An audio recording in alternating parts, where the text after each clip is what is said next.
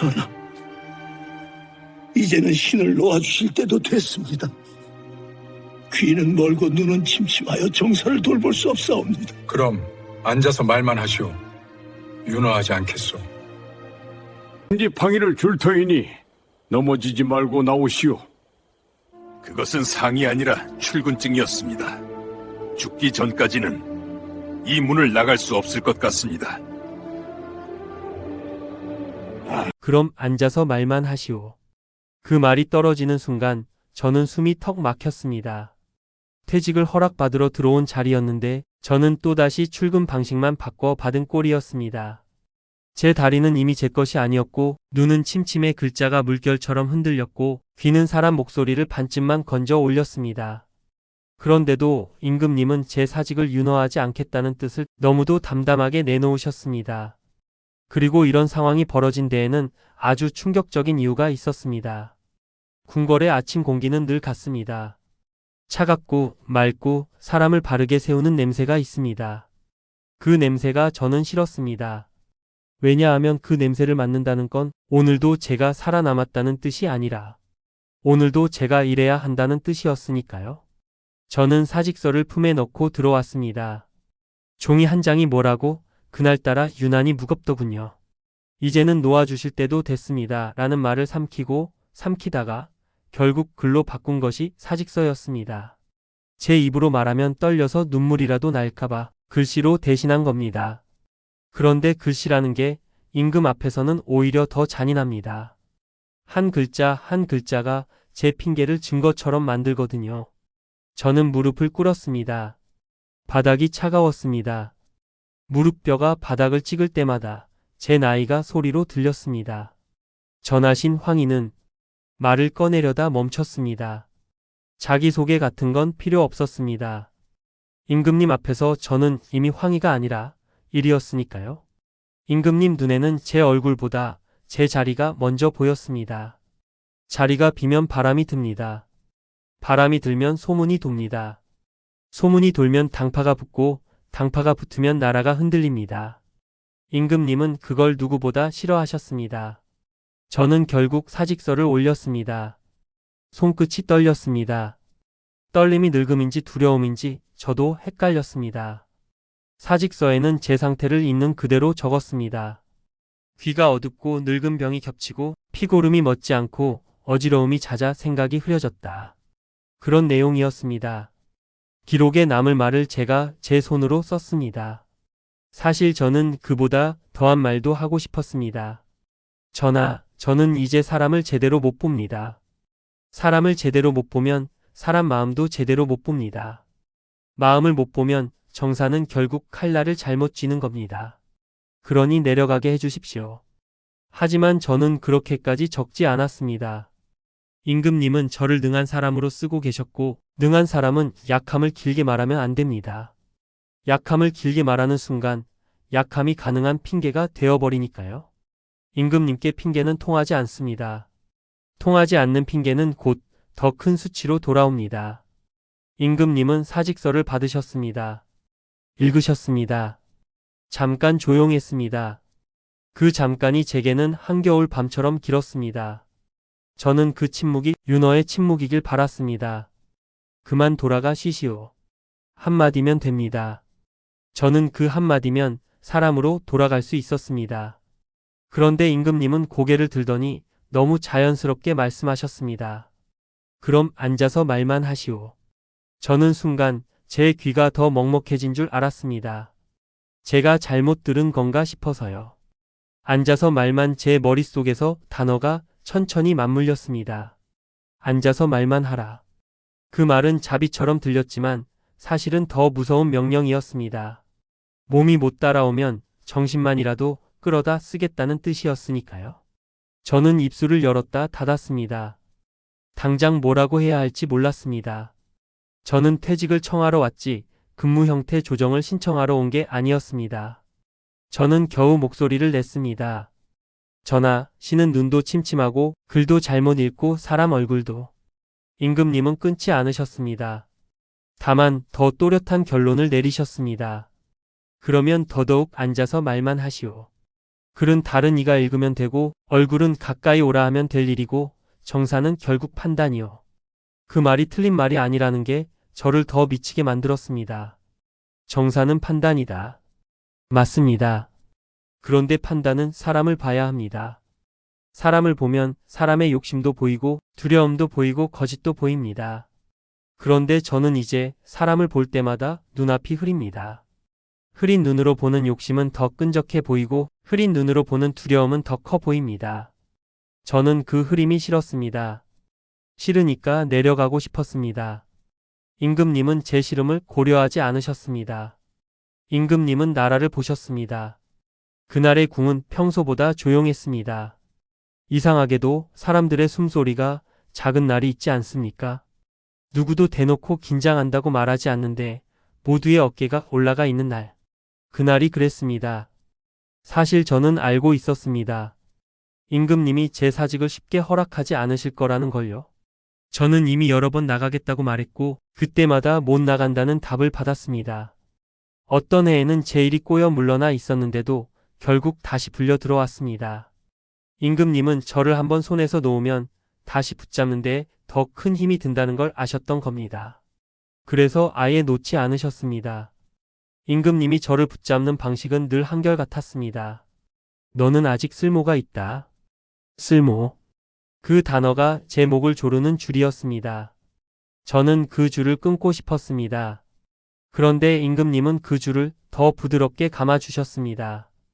부드러우면 더 오래 버팁니다. 오래 버티면 더 오래 끌려갑니다. 그날도 그랬습니다. 임금님은 제 사직을 반려하시고 오히려 다른 것을 내리셨습니다. 말이 좋아 내림이지 사실은 더 오래 버티라는 명령입니다. 지팡이를 주겠소.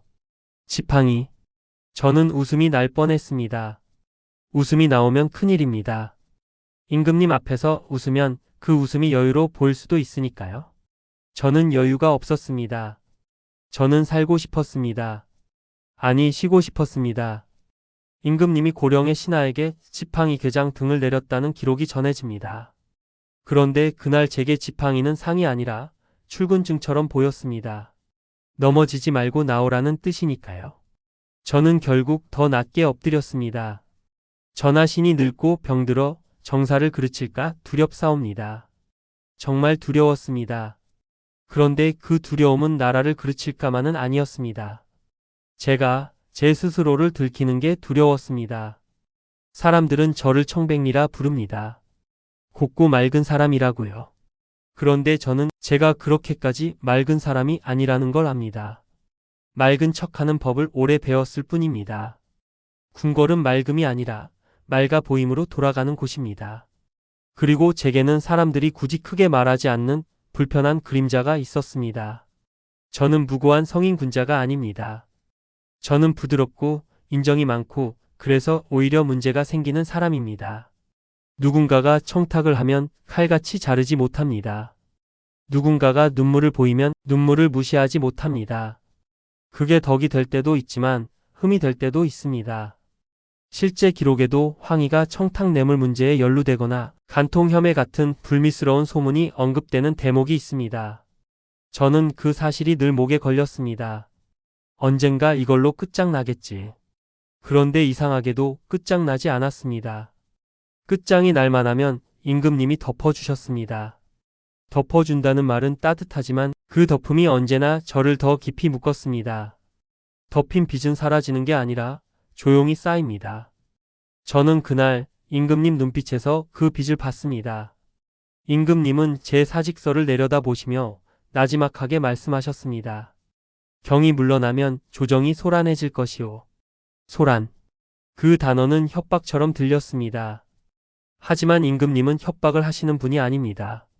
임금님은 현실을 말씀하시는 분입니다. 그래서 더 무섭습니다.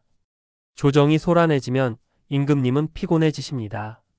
임금님이 피곤해지면 나라가 피곤해집니다. 그리고 그 피곤함은 결국 백성에게 떨어집니다. 저는 그 구조를 너무 잘 압니다. 너무 잘 알아서 도망치기가 더 어렵습니다. 임금님은 말을 이으셨습니다. 경은 사람을 누그러뜨리는 재주가 있어. 저는 그 말이 칭찬이라는 걸 알면서도 서늘했습니다. 사람을 누그러뜨리는 재주. 그건 바꿔 말하면 사람들의 칼끝을 무디게 만드는 역할입니다. 저는 언제나 그 역할을 해왔습니다. 어느 편이든 너무 날카로워지면 저는 중간에서 숨을 골라주었습니다. 누군가는 저를 너무 유약하다고 했고 누군가는 저를 너무 온건하다고 했습니다. 임금님은 그 온건함을 필요로 하셨습니다. 그렇다면 제 사직은 온건함의 자리를 비우는 일입니다. 온건함이 비면 조정은 칼집을 벗깁니다. 임금님은 그걸 막고 싶으셨습니다. 문제는 그 막는 방식이 저를 못 나가게 하는 것이었다는 겁니다. 저는 다시 한번 마지막 희망처럼 말을 꺼냈습니다. 전하신이 만약 여기서 쓰러지면 임금님은 조금도 흔들리지 않고 답하셨습니다. 그럼 쓰러지기 전까지 하시오.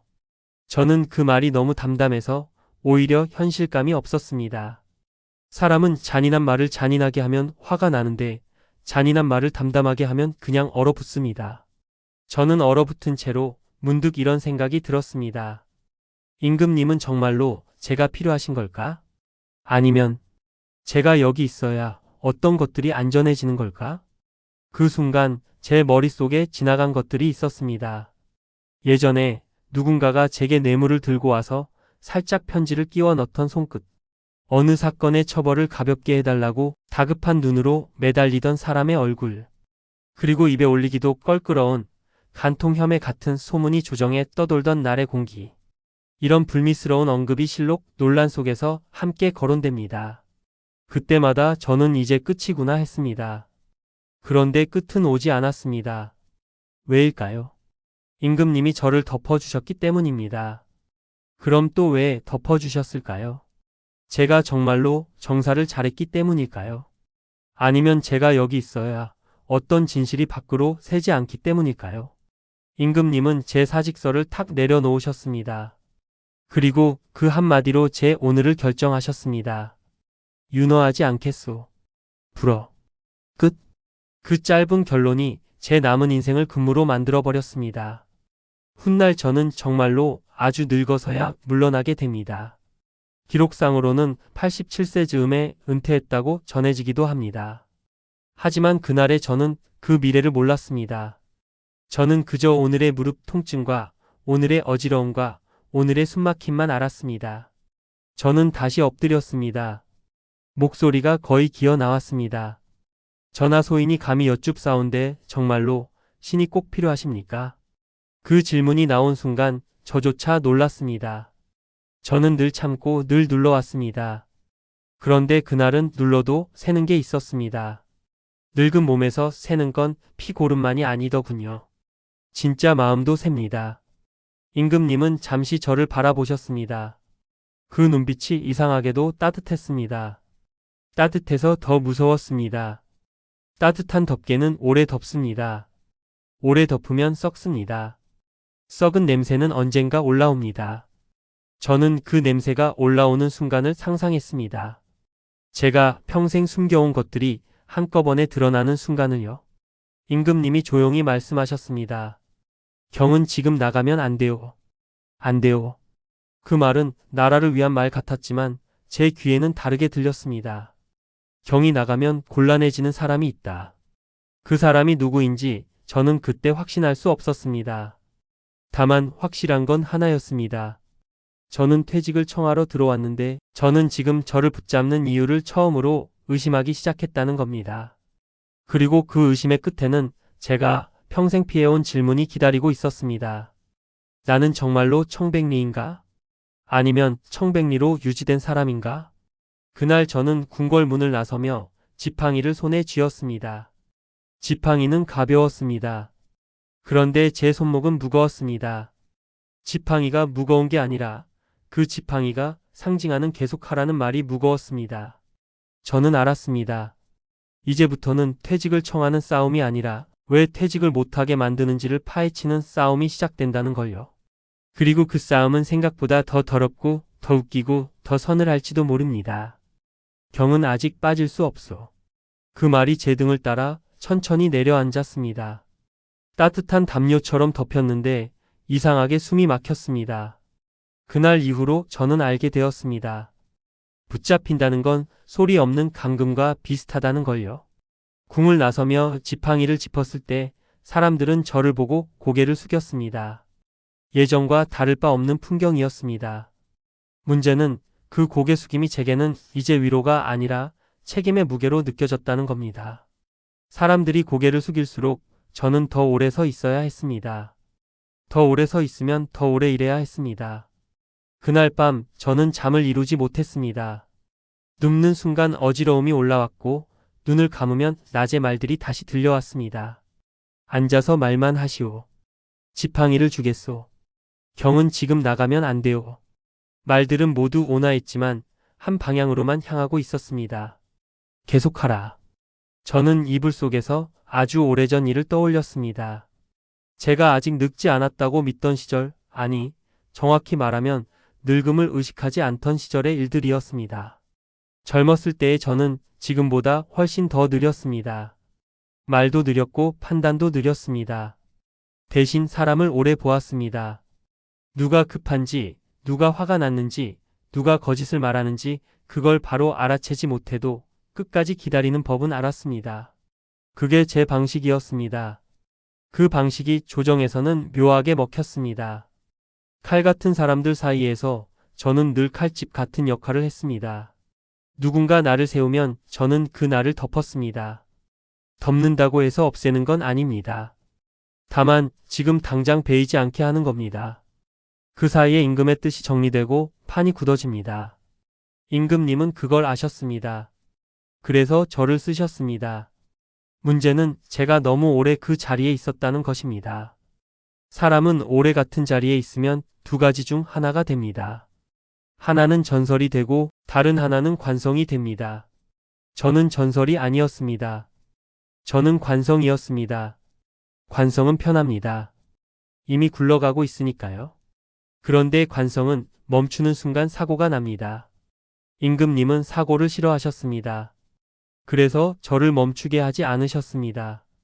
그런데 그 관성의 안쪽에서는 서서히 문제가 쌓이고 있었습니다. 사람들이 저를 찾아왔습니다. 예전보다 더 자주, 더 은밀하게. 대감, 이 일은 너무 과하지 않습니까?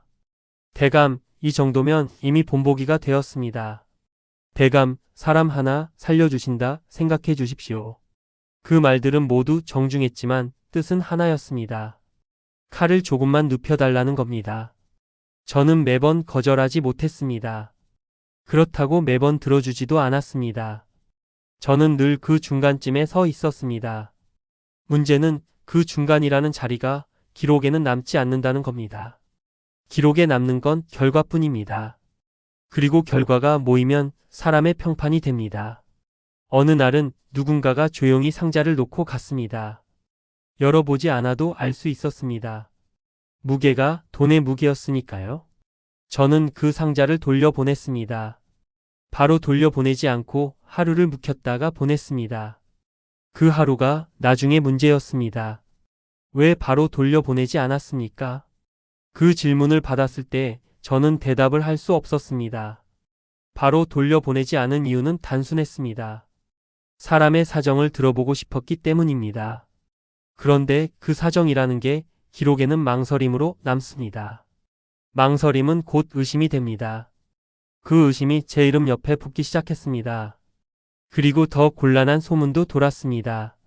제가 원하지 않았고 제가 막으려 했지만 결국 막지 못한 일들이었습니다. 사람들은 언제나 결과만 기억합니다. 과정은 지워집니다. 저는 그 과정 속에서 점점 변명할 수 없는 사람이 되어갔습니다. 그럴 때마다 저는 생각했습니다. 이제 정말로 내려가야 할 때다. 그런데 내려가려 하면 임금님이 저를 다시 불렀습니다. 경이 있어야 할 자리가 있소.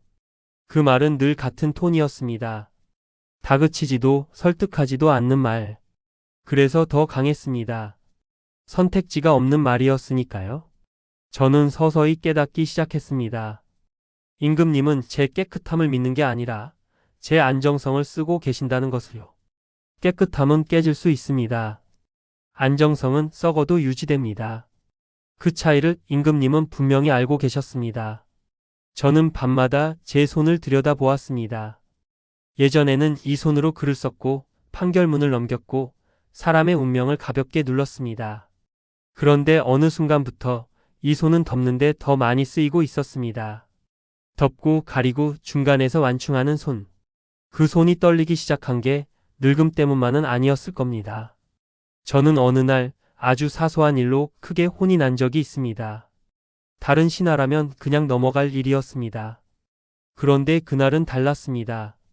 임금님은 제게 따로 말씀하셨습니다. 경은 조심해야 하오. 그 말에는 실망도 분노도 없었습니다. 대신 경고가 있었습니다. 아주 얇게 그러나 분명하게. 그날 저는 알았습니다. 임금님도 모든 걸 모르는 건 아니라는 걸요.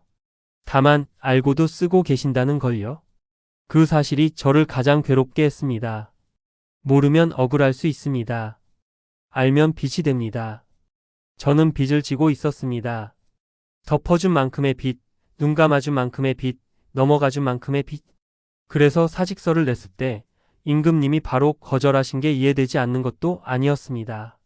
저는 그날 이후로 일부러 더 조심했습니다. 말수를 줄이고 판단을 미루고 결정을 나누었습니다. 그런데 조심하면 할수록 일이 더 제게로 몰렸습니다. 대감이 결정해 주셔야 합니다. 대감 말씀이 있어야 끝납니다. 사람들은 저를 마지막 안전장치처럼 쓰고 있었습니다. 저는 그 역할이 싫었습니다. 왜냐하면 안전장치는 고장 나기 전까지 교체하지 않으니까요. 고장 나는 순간은 늘 가장 크게 다칩니다.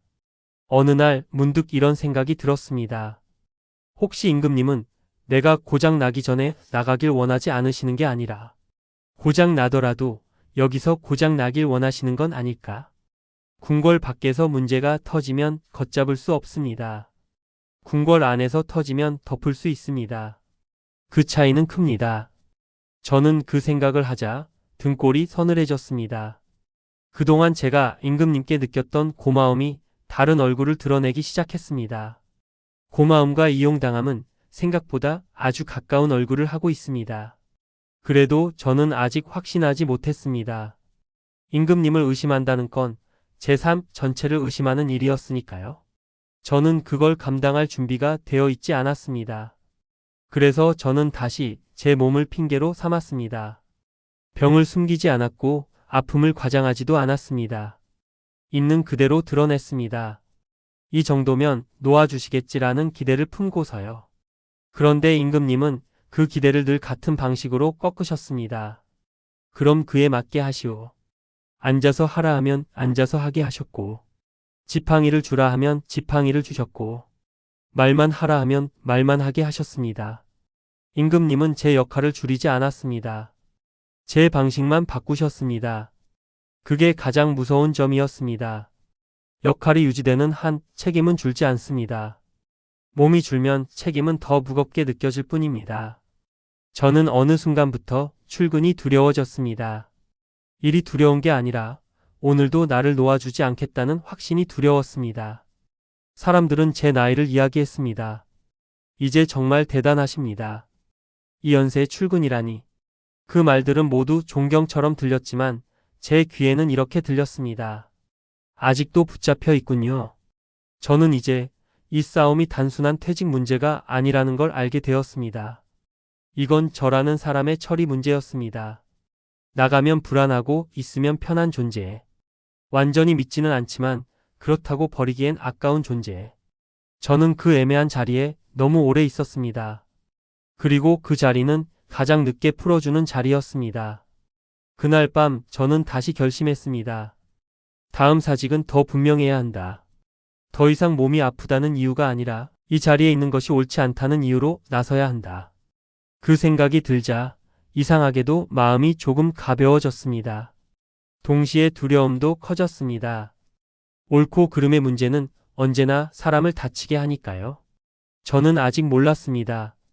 제가 그 다음 사직에서 제 인생에서 가장 위험한 말을 하게 될 줄은요. 그리고 그 말이 임금님으로 하여금 저를 더 깊이 붙잡게 만들 줄은요. 경의 말이 맞소. 그 한마디가 제 심장을 덜컥 내려앉게 했습니다. 맞다고 하셨습니다. 틀리지 않다고 하셨습니다. 그런데도 저는 전보다 더 깊이 갇힌 느낌이 들었습니다. 왜냐하면 임금님이 제 말을 부정하지 않으셨다는 건 그럼에도 불구하고 나를 놓지 않겠다는 뜻이었으니까요. 그날 저는 더 이상 몸을 핑계 삼지 않았습니다. 눈이 어둡다는 말도 귀가 먹먹하다는 말도 하지 않았습니다. 늙음은 이제 이유가 되지 않는다는 걸 이미 배웠기 때문입니다. 그래서 저는 다른 말을 꺼냈습니다. 제가 평생 가장 피하고 싶었던 말이었습니다. 전하, 신이 이 자리에 오래 있어 조정의 기강을 해치고 있다 여겨집니다. 입 밖으로 내는 순간 목이 말랐습니다. 이 말은 제게 칼이었습니다. 남을 겨누는 칼이 아니라 제 스스로를 베는 칼이었으니까요. 조정의 기강을 해친다는 말은 무능하다는 말보다 훨씬 위험합니다. 그 말은 곧 이 사람이 여기 있는 게 옳은가라는 질문으로 이어지니까요. 임금님은 고개를 끄덕이셨습니다. 그래서 경이 필요한 것이요. 저는 그 답을 전혀 예상하지 못했습니다. 필요하다. 기강을 해치는데 필요하다. 그 모순이 제 머릿속에서 천천히 굴러가기 시작했습니다. 임금님은 설명을 덧붙이셨습니다. 늘 그러셨듯 차분하게 그러나 빈틈없이. 경이 있으면 사람들이 끝까지 가지 않소. 끝까지 가지 않는다. 그 말은 곧 이런 뜻이었습니다. 문제가 있어도 폭발하지 않는다. 잘못이 있어도 혁명이 되지 않는다. 썩어도 터지지 않는다. 저는 그제야 깨달았습니다. 제가 하고 있던 역할이 무엇인지. 저는 정사를 바로잡는 사람이 아니었습니다. 저는 정사가 넘어가지 않게 붙잡는 사람이었습니다. 그 차이는 큽니다. 바로잡는 사람은 미움을 받지만 붙잡는 사람은 오래 쓰입니다. 그리고 오래 쓰이는 사람은 언젠가 반드시 더러운 손을 하게 됩니다. 저는 그 사실을 이미 몸으로 알고 있었습니다. 사람들은 저를 찾아와 늘 같은 부탁을 했습니다. 대감이 말씀해 주시면이라는 말로 시작되는 부탁들. 그 말의 끝은 늘 같았습니다.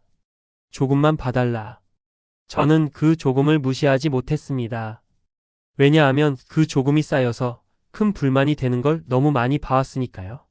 그런데 아이러니하게도 그걸 가장 잘 알고 계신 분이 임금님이었습니다. 경이 없으면 저들이 곧바로 서로의 목을 물 것이요. 그 말에는 체념도 냉정도 섞여 있었습니다.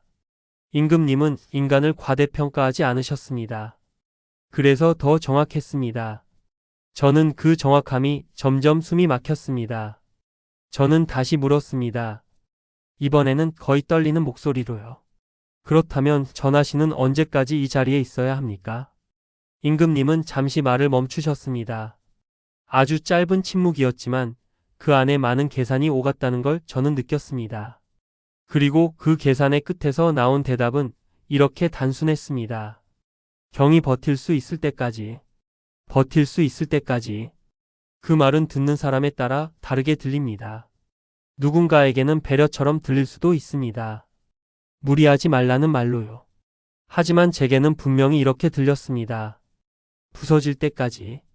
저는 그날 처음으로 임금님을 두려워했습니다. 존경과 두려움은 다릅니다. 존경은 마음을 세우지만 두려움은 마음을 움츠리게 합니다. 저는 움츠러든 채로 제 안을 들여다보았습니다. 그리고 그 안에는 제가 애써 외면해온 장면들이 있었습니다. 어느 사건에서 저는 형벌의 수위를 낮췄습니다. 이유는 충분했습니다. 가문 공적 이후의 혼란. 모두 합리적인 이유였습니다. 그런데 그 뒤로 비슷한 일이 반복되었습니다. 사람들은 배웁니다. 넘어갈 수 있는 선을요. 또 어느 날 저는 사적인 관계로 얽힌 소문에 휘말렸습니다. 사실과 다른 부분도 있었고 제 불찰이 맞는 부분도 있었습니다. 그때 저는 끝이라고 생각했습니다. 그런데 임금님은 조용히 덮으셨습니다. 문제 삼지 않으셨고 확대되지 않게 하셨습니다. 그 덮임은 저를 살렸습니다. 그리고 동시에 저를 묶었습니다. 사람들은 말하지 않았지만 눈빛은 달라졌습니다. 저 사람은 저 정도는 넘어간다. 그 인식이 퍼지는 건 생각보다 빠릅니다. 저는 그 시선을 느끼면서도 모른 척했습니다. 모른 척하는 게 제 역할이었으니까요. 그날 이후로 저는 깨달았습니다. 제가 여기서 나가면 제가 덮고 있던 것들이 한꺼번에 드러날지도 모른다는 걸요. 그리고 임금님도 그걸 알고 계셨습니다. 그래서 저를 놓지 않으시는 겁니다. 저는 그 사실을 인정하는 순간 이상하게도 마음이 차분해졌습니다. 분노도 억울함도 조금씩 가라앉았습니다. 대신 남은 건 아주 차가운 이해였습니다. 아, 이건 가스라이팅이 아니구나. 이건 거래구나. 임금님은 나라를 위해 안정이 필요했고 저는 과거의 덮임을 유지하기 위해 자리가 필요했습니다. 서로 말하지 않아도 성립되는 거래. 저는 그 거래의 조건을 너무 늦게 깨달았습니다. 그날 밤 저는 처음으로 이런 생각을 했습니다. 차라리 정말 큰 잘못을 저질러 볼까? 이 생각이 떠올랐을 때 저는 스스로에게 놀랐습니다. 하지만 동시에 이해도 했습니다. 완전히 무너지지 않는 한 저는 이 자리에서 벗어날 수 없다는 걸 알았으니까요. 그러나 저는 그렇게 하지 못했습니다. 왜냐하면 저는 끝까지 무너지는 사람은 아니었기 때문입니다. 저는 늘 중간에서 멈추는 사람이었습니다. 그게 제 장점이었고 동시에 제 족쇄였습니다. 그래서 저는 다른 방법을 택했습니다. 더 이상 덮지 않기. 조금씩 아주 조심스럽게 덮지 않기. 사람들은 금세 알아챘습니다. 대감이 예전 같지 않다. 요즘은 너무 원칙만 보신다. 그 말들은 제가 변하고 있다는 증거였습니다. 그리고 변화는 늘 불편함을 부릅니다. 그 불편함은 곧 임금님 귀에도 들어갔을 겁니다. 어느 날 임금님이 저를 부르셨습니다. 특별한 일은 없었습니다. 다만 평소보다 말씀이 짧으셨습니다. 요즘 경의 판단이 많이 단단해졌소. 칭찬처럼 들렸지만 저는 그 안에서 경계를 느꼈습니다. 단단해진다는 건 잘 깨진다는 뜻이기도 하니까요. 임금님은 말을 이으셨습니다. 그러니 더더욱 여기 있어야 하오. 그 순간 저는 웃음이 나올 뻔했습니다. 단단해져서 못 나가고 흐물흐물해져도 못 나가고 저는 어떤 상태가 되어도 나갈 수 없는 사람이 되어 있었습니다. 그날 저는 돌아오는 길에 궁궐담을 오래 바라보았습니다. 담은 늘 그 자리에 있었고 저는 늘 그 안에 있었습니다. 담은 저를 가두는 게 아니라 지켜주는 것처럼 보이기도 했습니다. 그게 더 문제였습니다. 저는 이제 분명히 알고 있었습니다. 제가 이 자리에 있는 이유는 제가 완벽해서도 제가 청백해서도 아닙니다. 제가 애매해서 제가 덮기에 좋고 제가 흔들림을 늦출 수 있어서입니다. 그 사실을 받아들이자 마음 한구석이 비어버렸습니다. 그리고 그 빈자리에 아주 위험한 생각이 자리 잡기 시작했습니다. 그렇다면 이 이야기를 어디까지 끌고 가야 끝이 날까? 저는 그 끝이 퇴직인지 파멸인지 아니면 역사 속 미담으로 포장된 또 하나의 침묵인지 아직 알지 못했습니다. 다만 하나는 분명했습니다. 이제 이 이야기는 제가 나가고 싶어서 나가는 이야기가 아니라 왜 나를 끝까지 쓰려 하는가를 드러내는 이야기로 바뀌고 있다는 것만은요. 그리고 그 답은 제가 생각했던 것보다 훨씬 더 웃기고 훨씬 더 서늘한 결말로 향하고 있었습니다. 경은 이제 그만해도 돼요. 그 말을 들었을 때 저는 순간 귀를 의심했습니다. 제가 듣고 싶었던 말이었는데 너무 늦게 와서 오히려 낯설었습니다. 그동안 수없이 상상했던 문장이었는데 실제로 들으니 반갑기보다는 불안이 먼저 올라왔습니다. 왜냐하면 저는 이미 알고 있었기 때문입니다. 임금님이 저런 말을 하실 때는 정말로 끝낼 생각이 아니라는 것을요. 그날의 분위기는 이상했습니다. 평소처럼 차분했지만 공기가 한 겹 더 두꺼웠습니다. 임금님은 제 얼굴을 오래 보셨습니다. 오래 본다는 건 판단을 끝냈다는 뜻입니다. 판단을 끝낸 뒤에 보는 얼굴은 확인에 가깝습니다. 그래, 이 얼굴이면 아직 쓸 수 있겠지. 그런 눈빛이었습니다. 경이 너무 무리하는 것 같아 잠시 일을 덜어주려 하오. 덜어준다. 그 말은 곧 완전히 내려놓게 하지는 않겠다는 뜻입니다. 저는 그 미묘한 차이를 누구보다 잘 알고 있었습니다.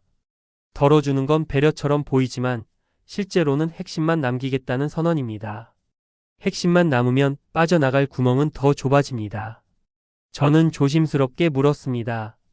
전하 그렇다면 신은 의정부에는 그대로 이름을 두되 세부는 다른 이들이 맡게 하시오. 이름을 둔다. 그 말이 제 가슴을 쳤습니다. 저는 일을 내려놓고 싶었던 게 아니라 이름을 내려놓고 싶었던 것이었습니다. 이름이 남아있는 한 책임은 사라지지 않습니다. 책임이 사라지지 않으면 과거도 같이 묶여 있습니다. 임금님은 제 과거를 너무 잘 알고 계셨습니다. 제가 어떤 판단을 미뤘는지, 어떤 사건을 덮었는지, 어떤 소문을 키우지 않게 했는지, 그 모든 것이 제 이름에 달라붙어 있었습니다. 그런데 이름을 남긴 채로 물러나라니요. 그건 은퇴가 아니라 보관이었습니다. 저는 그 순간 임금님의 계산을 또렷하게 보았습니다. 제가 완전히 나가면 제 이름에 붙어 있던 것들이 정리 대상이 됩니다. 그런데 이름을 남겨두면 그 모든 것이 현직이라는 이유로 다시 덮입니다. 덮는 데에는 언제나 현재가 필요합니다. 저는 현재로 묶여 있었습니다. 그날 이후로 저는 더 이상 적극적으로 사직을 청하지 않았습니다. 왜냐하면 사직을 청할수록 임금님은 더 정교한 방식으로 저를 붙잡았기 때문입니다. 대신 저는 버티는 쪽을 택했습니다. 더 이상 덮지 않고, 더 이상 중재하지 않고 주어진 일만 정확히 처리했습니다. 그런데 이상하게도 그럴수록 사람들은 더 불안해했습니다. 대감이 요즘 너무 원칙만 보십니다. 예전처럼 좀 부드럽게 해주셔야지요. 그 말들은 제가 얼마나 오래 완충제로 쓰였는지를 보여주는 증거였습니다. 완충제가 딱딱해지면 충격은 고스란히 튀어오릅니다. 조정은 그 충격을 견디지 못했습니다. 그리고 그 충격은 결국 임금님께로 올라갔을 겁니다. 어느 날 임금님이 다시 저를 부르셨습니다. 그날은 긴 말이 없었습니다. 대신 아주 결정적인 한마디가 있었습니다. 경이 너무 물러나면 조정이 불안해지요. 그 말은 사실이었습니다. 저는 그 사실을 부정할 수 없었습니다. 저는 오래 그 자리에 있었고 오래 있다는 건 곧 기준이 되었다는 뜻입니다. 기준이 갑자기 사라지면 사람들은 더 큰 기준을 요구합니다. 더 큰 기준은 더 큰 피를 부릅니다. 임금님은 그 피를 원하지 않으셨습니다. 그래서 저를 붙잡으셨습니다. 저는 이제 확실히 알았습니다. 이건 더 이상 저 개인의 문제가 아니라는 걸요. 이건 체계의 문제였습니다. 체계는 늘 가장 무난한 사람을 오래 씁니다. 무난하다는 건 극단으로 가지 않는다는 뜻이고, 극단으로 가지 않는다는 건 언제나 어딘가 썩고 있다는 뜻이기도 합니다. 저는 그 썩음을 알고 있었습니다. 제 손에서, 제 판단에서, 제 침묵에서 나오는 냄새를요. 어느 날 밤 저는 문득 제 나이를 세어 보았습니다. 숫자가 저를 놀라게 했습니다. 저는 이미 스스로를 돌보지 않아도 될 만큼 오래 살았다고 생각했는데 아직도 쓸모라는 이유로 하루를 채워야 하는 나이였습니다. 저는 그날 아주 솔직한 생각을 했습니다. 이제는 나가고 싶다는 말조차 사치일지도 모르겠구나. 그 생각이 들자 마음이 묘하게 편해졌습니다. 기대를 접으면 실망도 줄어듭니다.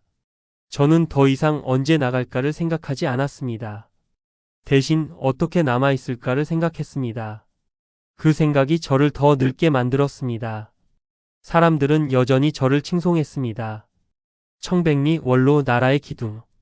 그 말들은 모두 듣기 좋았지만 제 귀에는 이렇게 들렸습니다.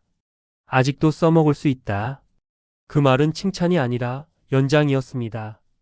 제 인생을 연장하는 게 아니라 제 근무를 연장하는 말. 임금님은 가끔 저를 바라보며 안타까운 표정을 지으셨습니다. 저는 그 표정을 이해했습니다. 진심이었으니까요. 임금님은 저를 괴롭히고 싶어 하신 게 아닙니다. 다만 놓을 수 없었던 것뿐입니다. 그게 더 잔인합니다. 악인은 맞서 싸울 수 있습니다. 필요는 싸울 상대가 아닙니다. 저는 어느 순간부터 제 삶이 하나의 증거처럼 느껴졌습니다. 이렇게 오래 쓸 수 있다는 증거. 사람 하나를 얼마나 오래 버티게 할 수 있는지에 대한 증거. 그리고 그 증거의 끝은 아름다운 은퇴가 아니라 자연 소멸일 겁니다. 저는 그 사실을 받아들이기로 했습니다. 받아들이자 마음이 조금 비었습니다. 그리고 그 빈자리에 아주 작은 반항이 남았습니다. 말을 줄이고 판단을 기록으로 남기고 덮지 않고 미루지 않고. 그 작은 반항은 제 방식의 마지막 저항이었습니다. 임금님은 그 변화를 눈치채셨을 겁니다. 하지만 막지 않으셨습니다. 왜냐하면 그 변화조차도 체계 안에서 허용 가능한 수준이었기 때문입니다. 저는 끝까지 위험한 존재가 되지 못했습니다. 그게 제 한계였습니다. 그리고 바로 그 한계 때문에 저는 여전히 여기 있었습니다. 저는 이제 알고 있습니다. 제가 이 자리에 남아있는 이유는 제가 잘해서도 제가 착해서도 아닙니다. 제가 너무 적당해서 너무 오래 버텼고 너무 많은 것을 중간에서 흡수했기 때문입니다. 그 사실을 인정하자 웃음이 나왔습니다. 씁쓸한 웃음이 아니라 아주 현실적인 웃음이었습니다. 아, 그래서구나. 이제야 퍼즐이 맞춰지는 웃음. 그리고 저는 느꼈습니다. 이 이야기는 이제 퇴직을 못한 늙은 신하의 이야기가 아니라 체계가 사람을 어떻게 붙잡는가에 대한 이야기로 완전히 바뀌었다는 것을요. 남은 건 마지막 단계뿐입니다. 이 체계가 저를 어떻게 놓을지, 아니면 끝까지 놓지 않을지, 그 결말이 다가오고 있었습니다. 이제는 괜찮다들 합니다. 그 말을 들었을 때 저는 고개를 끄덕였습니다. 하지만 믿지는 않았습니다. 이 궁에서 괜찮다는 말은 늘 가장 먼저 거짓이 되니까요. 겉으로는 모든 것이 제자리를 찾은 듯 보였고, 조정은 다시 낮은 목소리로 돌아갔고, 문서는 차질 없이 오갔습니다. 사람들은 저를 보며 안도했습니다. 아직도 여기 있구나. 그 안도감이 제겐 마지막 확인처럼 느껴졌습니다. 저는 이제 나가겠다는 말을 하지 않았습니다. 말은 힘이 있는데 제 말은 이미 너무 많이 쓰였습니다. 대신 저는 기다렸습니다. 기다린다는 건 아무것도 하지 않는 게 아니라 더 이상 스스로를 설득하지 않는 일입니다. 곧 끝나겠지라는 희망을 내려놓고 하루하루를 그대로 맞는 것. 그게 제가 택한 마지막 방식이었습니다. 몸은 더 느려졌고 숨은 짧아졌습니다. 지팡이는 어느새 제 손의 연장처럼 자연스러워졌습니다. 사람들은 지팡이를 보며 존경을 말했고 저는 지팡이를 보며 출근증을 떠올렸습니다. 웃음이 나왔습니다. 웃음은 이제 제 안에서만 맴돌았습니다. 어느 날 저는 제 이름이 적힌 문서를 오래 바라보았습니다. 제 이름은 여전히 맨 위에 있었습니다. 책임의 위치, 안정의 위치. 그 이름 아래로 수많은 손들이 움직였습니다. 저는 그 손들을 더 이상 막지도 돕지도 않았습니다. 다만 보았습니다. 보는 일만 남았을 때 사람은 비로소 많은 것을 보게 됩니다. 사람들은 제게 묻지 않기 시작했습니다. 대신 서로를 보았습니다. 그게 제가 가장 오래 바랐던 장면이었습니다. 제가 사라져도 돌아가는 풍경. 그런데 그 풍경은 제가 완전히 사라질 때까지 기다리고 있었습니다. 아이러니하지요. 제가 빠져야 완성되는 장면이 제가 있는 동안에는 완성되지 않는다는 것. 임금님은 저를 자주 부르지 않으셨습니다. 필요할 때만 아주 짧게. 그건 신뢰의 표시이기도 했고 정리의 신호이기도 했습니다. 정리는 늘 소리 없이 옵니다. 요란하게 밀어내지 않습니다. 조용히 더 이상 호출하지 않는 방식으로 옵니다. 그날도 그랬습니다. 특별한 명령은 없었습니다. 다만 임금님은 제 얼굴을 오래 보셨습니다. 예전처럼 계산의 눈빛은 아니었습니다. 오래 함께 일한 사람을 보내기 전에 그 특유의 표정이었습니다. 말이 필요 없는 표정. 저는 그 표정을 보며 처음으로 나간다는 말의 의미를 이해했습니다. 나간다는 건 도망이 아닙니다. 나간다는 건 쓸모에서 빠지는 일입니다. 그게 얼마나 어려운지 저는 평생을 바쳐 배웠습니다. 저는 마지막으로 한 가지를 물었습니다. 아주 담담하게. 전하, 신의 자리는 괜찮겠습니까? 임금님은 잠시 침묵하시다가 고개를 끄덕이셨습니다. 사람들은 곧 익숙해질 것이요. 그 말은 사실이었습니다. 사람들은 늘 익숙해집니다. 그래서 역사는 굴러갑니다. 그래서 개인의 고통은 기록에서 얇아집니다. 저는 그 얇아짐을 원했습니다. 제 고통이 아니라 제 자리가 얇아지기를요. 그날 이후로 제 이름은 서서히 문서의 아래로 내려갔습니다. 완전히 사라지지는 않았습니다. 완전히 사라지는 건 죽음의 몫이니까요. 다만 더 이상 중심은 아니었습니다. 저는 그 변화를 기쁘게 맞았습니다. 기쁨은 크지 않았지만 편안했습니다. 사람들은 여전히 저를 청백리라 불렀습니다. 저는 그 말을 정정하지 않았습니다. 정정한다고 해서 진실이 더 진실해지지는 않으니까요. 다만 저는 압니다. 그 말의 이면에 덮인 시간들이 있었다는 것을. 덮였기에 굴러갔고 굴러갔기에 유지됐다는 것을. 그게 선이었는지 악이었는지 저는 끝내 결론을 내리지 않았습니다. 결론을 내리는 순간 누군가는 상처를 입으니까요. 저는 마지막까지 중간에 머물렀습니다. 그게 제 삶의 형태였습니다. 그리고 어느 날 저는 더 이상 궁으로 향하지 않았습니다. 누가 막지도 않았고 누가 붙잡지도 않았습니다. 가장 무서운 이별은 이렇게 조용합니다. 아무 일도 아닌 것처럼 지나갑니다. 저는 그 조용함 속에서 아주 작은 안도를 느꼈습니다. 이제는 정말로 출근하지 않아도 되는 날. 그날 저는 창밖을 오래 보았습니다. 궁궐담은 여전히 그 자리에 있었고 저는 그 밖에 있었습니다. 담은 여전히 높았지만 더 이상 저를 부르지 않았습니다.